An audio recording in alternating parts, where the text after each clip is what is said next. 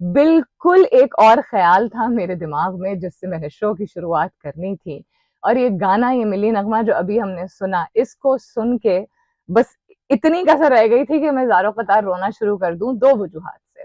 एक, ये गाना बहुत खूबसूरत है, शनाज बेगम की आवाज बहुत ही प्यारी है, this is the original Sohni Dharti song bye Shahnaz बेगम। और दूसरा, ये प्रोड्यूस मेरे वालिद, अल्लाह ताला उनके दर्जात बुलंद करे, उन्होंने किया था। The original Shanaz Begum Soni Dharti was produced on Pakistan television by my father.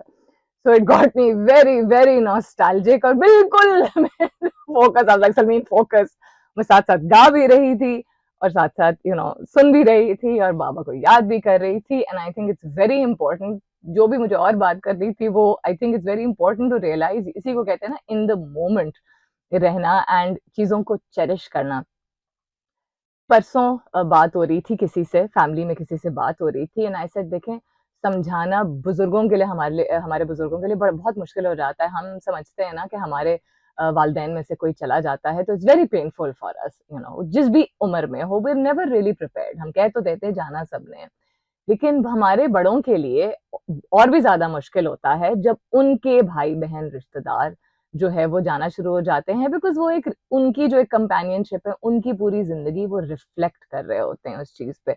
I remember मेरे नाना के साथ भी यही हुआ था कि जब आहिस्ता आहिस्ता करके उनके दोस्त अहबाब, किसी ना किसी की खबर आती थी, कि फलाना का इंतकाल हो गया, उनके अपने भाई बहन भी, except for one brother of his, बाकी उनके सारे भाई बहनों की उनसे पहले डेथ हुई थी, which was it's not easy to take in. लेकिन हम बात कर रहे थे किसी एक रिश्तेदार की जिनके बहन और बहनोई दोनों का इंतकाल जो है पिछले 2 साल में आगे पीछे हुआ था, कि उनको इनकरेज करने की जरूरत है that stay happy with the memories. ये आसान नहीं होता है, लेकिन stay happy with the memories. And आप जिस भी इदारे में काम करते हैं, जिस भी ओहदे पे काम करते हैं, आपकी जिंदगी के जो मसले मसाइल हैं, बहुत मुश्किल होता है किसी के जाने को एक्सेप्ट करना, लेकिन ये इतना बड़ा एहसान है अल्लाह ताला का कि when somebody passes away you have the opportunity, आपके पास मौका होता है कि आप अपने आप को ग्राउंड करें